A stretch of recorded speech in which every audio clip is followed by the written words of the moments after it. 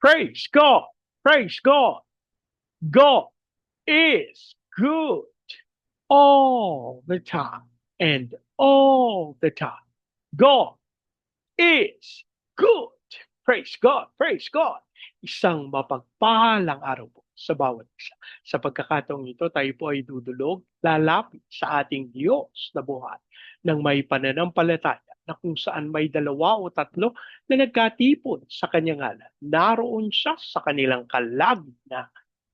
Sa araw na ito, tayo po ay dudulog sa Panginoon sa ngalan ng bayan ng Lupi sa probinsya ng Camarines Sur. Ating hihilingin na maitatag ang altar ng ating manunubos sa bayan ng Lupi. May mutag sa atong mga kaigsuunan diha sa Visayas ug sa Mindanao. Bisan pa katong atong mga kaigsuunan nga ana sa Luzon ug sa laing nason. Dalaygon ang Ginoo sa walay katapusan. Ang atin pong pagsambay mula sa Aklat ng Mga Awit, 78 kabanata, ang talata po ay 61. Sa gisag ng kanyang lakas ang kaban ng kanyang tipan, binayaan na mahulog at makuha ng kaawan. Sa gisag ng kanyang lakas ang kaban ng kanyang tipan, sa gisag ng kanyang lakas, ang kaban ng kanyang tipan, binayaan na mahulog at makuha ng kaaway. Binayaan na mahulog at makuha ng kaaway. Manaming Diyos na makapangyarihan sa lahat, kami po'y nagpapasalamat sa pagkakataon na minsan pang makadulog at makalapit sa iyong banal na harapan. Ama, kami po'y nagpapakumbaba, humihingi ng tawad sa lahat naming pagkakasala at aming idinudulog sa iyo ang bayan ng Lupi sa probinsya ng Camarines Sur. Ang aming panalangin ng lahat ng altar at lahat ng kasunduan na ginawa sa bayan ng Lupi ng hindi ayon sa pangalan ng aming manunubos ay mapawalang bisa sa pangalan ni Jesus. At ang aming panalangin sa pangunguna ng iyong Santong Espiritu, maitatag ang altar ng aming Panginoong Hesukristo sa bayan ng Lupi. Maraming salamat po. Ang aming pag-asa, tinugon nyo at tinanggap namin ang aming panalang sa pangalan ng aming Panginoong Yesus. Amen. Amen. Amen. Amen. Amen. Amen. Amen. Amen. Praise God. Praise God. Ang atin pong pagbubulay ay mula sa aklat ng unang Samuel sa 25 kabanata. Ang talata po ay 23 hanggang 25. Nang makita ni Abigail si David, nagmamadali siyang bumaba sa kanyang asno at nagpatira pa sa harapan ni David. Sinabi niya, ako na po ang inyong sisihin. Pakinggan po muna sana ninyo ang aking sasabihin. Huwag po ninyong pansinin si Nabal. Wala pong kwentang tao iyan. Tamang-tama po sa kanyang pangalan. Siya po'y loko-loko. Hindi ko po kasi nakita ang mga tauhan ninyong pinapunta sa amin. Ang Diyos po ang magpala ng kanyang buhay at makapangyarihan salita. Sa bahagi pong ito ng banal na kasulatan ay ating matatagpuan kung paanong si Abigail ay nagpakumbaba sa harapan ni David. Ang sabi po ng banal na kasulatan, siya'y nagpatira pa. Dapat po nating maunawa na ang pagpapatira pa sa harapan ng isang tao ay itinuturing na paggalang. At alam niyo po mga kapatid, ito po yung isa sa ikinalulungkot natin na hindi natin madalas matagpuan sa ating kapaligiran. Alam niyo po, ako'y dumadalangin sa Panginoon na minsan pang maitatag, maitalaga ang paggalang sa buhay ng bawat isa sa atin. At alam niyo po kung bakit niya ito ginawa? Kasi ang sabi niya kay David, pakinggan niyo po ako. Huwag niyo pong pansinin si Nabal kasi po, patungo na si na David para, ang sabi ni David, parusahan ako ng Diyos kapag kami itinira akong lalaki sa bahay ng Nabal na yan. Ang ibig sabihin, ikitlin ni David ang buhay ng lahat ng kalalakihan sa sambayan ni Nabal. Pero ipinaliwanag ni Abigail. Sabi niya, huwag niyo pong pansinin si Nabal, wala pong kwentang tao yan. Tamang-tama po sa kanya. Alam niyo po ang ibig sabihin ng Nabal, loko-loko. Kaya alam niyo po, ako lagi ko tong ipinapaalala sa mga magulang. Ano ang ipinapangalan natin sa ating mga anak? Naalala ko po yung isang pulis. Sabi niya, sa mga magulang naman dyan, ayus-ayusin nyo naman yung pagpapakalan sa mga anak nyo. Nung isang araw, si Moises nagnakaw ng bike eh. Sabi niya, alam nyo ang nagreklamo? Si David.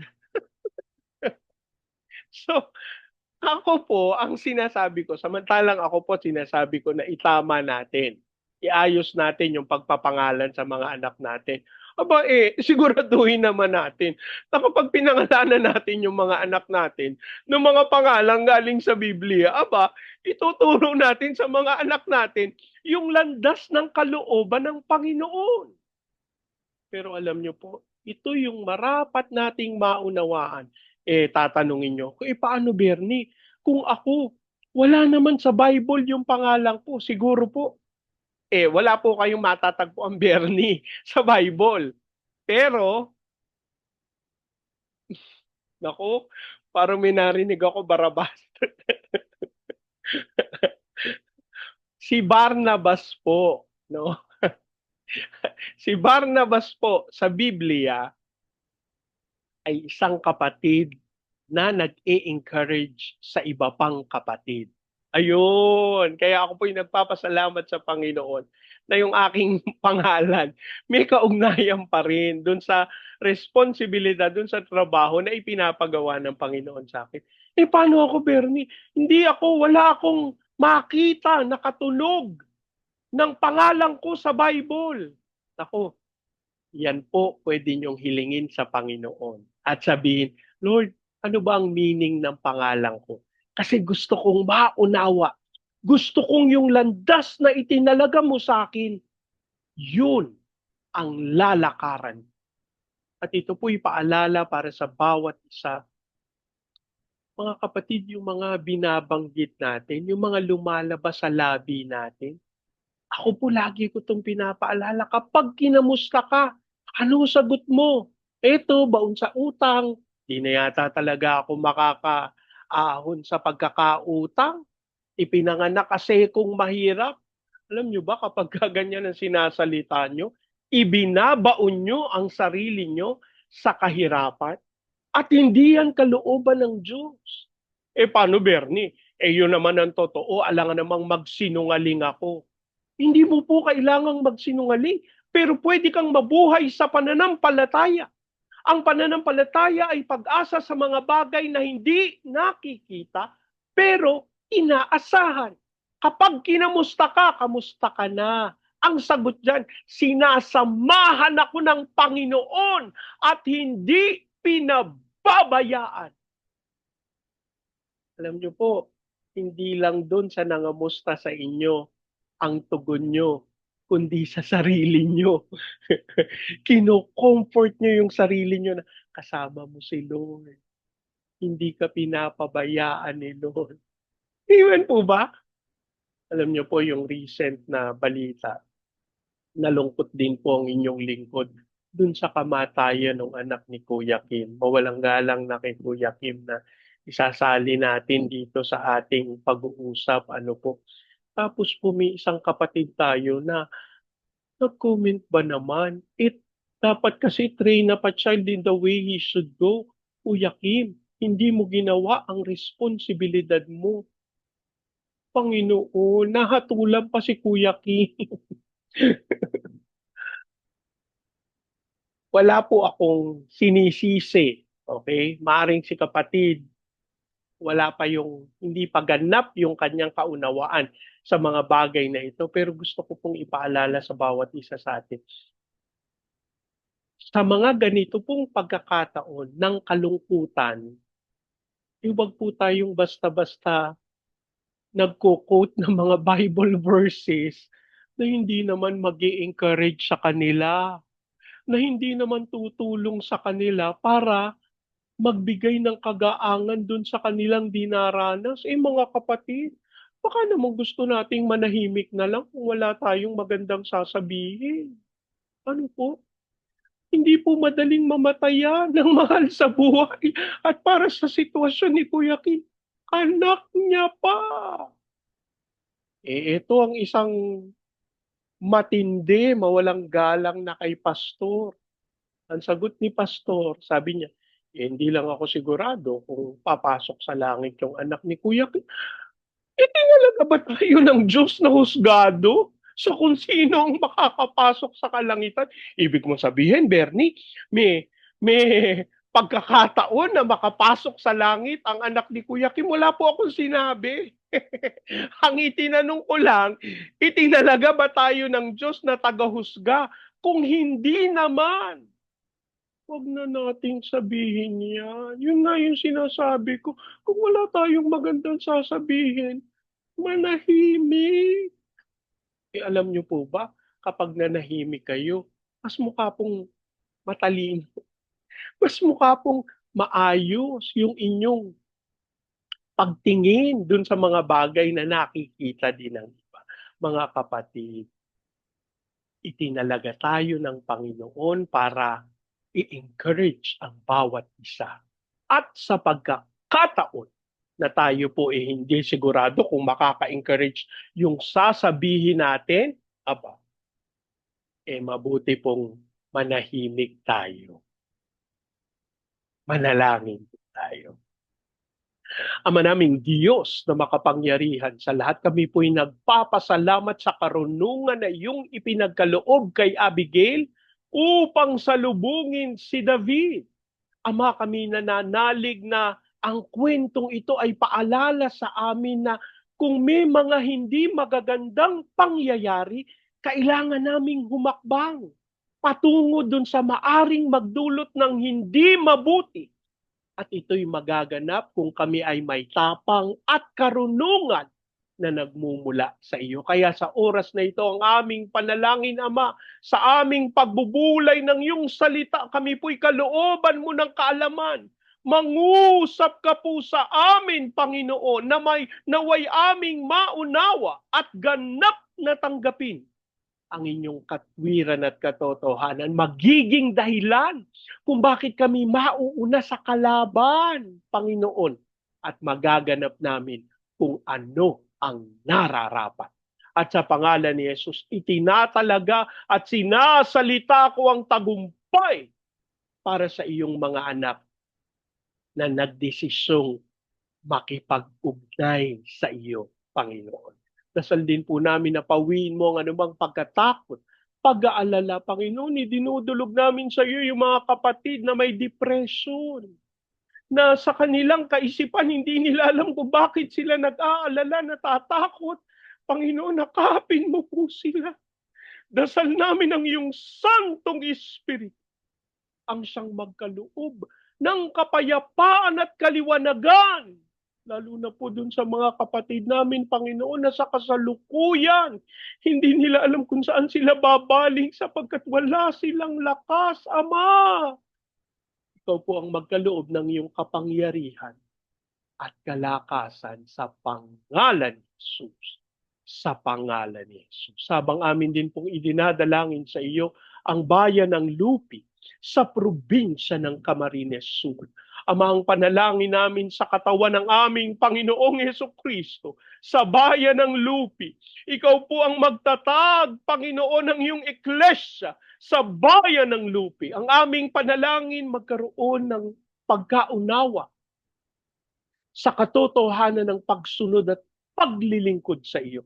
Panginoon, mapawi po ang anumang pagkakabahabahagi. At sa pangalan ni Jesus, hayaan mo pong dumaloy ang pag-ibig at pagkakaisa na nagmumula sa iyo. Maging dahilan nito upang ang Santong Espiritu ay makapagtatag ng altar para sa aming Panginoong Hesukristo sa bayan ng Lupi.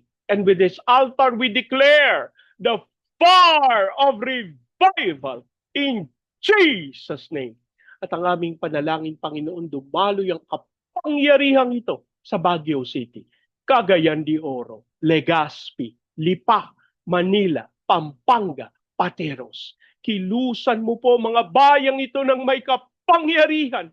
Hayaan mo, Panginoon, na marinig nilang dakilang pagkatawag mo upang sila'y maging lagusan ng kapangyarihan mo sa buong Pilipinas. Ang aming panalangin, kalooban mo sila ng kaunlaran at hayaan mong dumaloy ito sa buong Luzon, Visayas at Mindanao. Ipahintulot mo amang Diyos na maganap ng aming pinakamamahal na bayan ang iyong panawagan to be the launching pad of the gospel, to be a missionary sending country, and to be the America of Asia in the height of its glory. Lord, tinatanggap namin yung tawag mo sa amin as a righteous country. And by faith, gaganapin namin ang pagkatawag ng ito ng may kapangyarihan mula sa iyo. Habang amin din pong idinudulog sa iyo ang aming President Marcos, Vice President Duterte, ang Senado, Kongreso, Judiciary, Military, Police, Local Government. We declare the fear of the Lord sa aming gobyerno at ang aming panalangin sa lahat ng ginagawa ng kaaway na kasinungalingan. Ama, hiling namin na malantad ang iyong katwiran at sa pangalan ni Jesus, idinideklara namin na ang bayang Pilipinas ay pag-aari mo. Habang amin din pong idinudulog sa iyo ang aming mga OFW na tinawag mo bilang overseas Filipino witnesses. Gawin mo silang mga saksi sa mga bansang iyong pinagdalahan sa kanila. Ito din ang aming panalangin sa mga misyonero sa iba't ibang panig ng daigdig. Panginoon, ikaw po ang magkaloob ng kalakasan. Ikaw po ang magkaloob, Panginoon, ng apoy upang patuloy na ganapin nila ang iyong pagkatawag sa kanila. As we also pray, Panginoon, sa mga mission agencies, sa mga training agencies, katulad po ng Main Lifeline, Asian Center for Missions, Elijah House Philippines, Church Renewal, Asia Pacific International Institute Studies. Ikaw po ang magkaloob ng lahat ng pangangailangan ng mga ministeryong ito upang sila'y magtagumpay na ganapin ang dakilang kalooban mo. Habang amin ding idinudulog sa iyo mga bansa sa Southeast at patuloy na tanggapin ang apoy ng revival sa Vietnam, Cambodia, Myanmar, Laos, Thailand, Malaysia, Singapore, Indonesia at Brunei. Hiling namin ang pagkilos mo ng may kapangyarihan sa mga misyonero, sa mga iglesia, sa mga pastor. Panginoon, ikaw po ang kumausap at magkaloob ng iyong espiritu at kapangyarihan.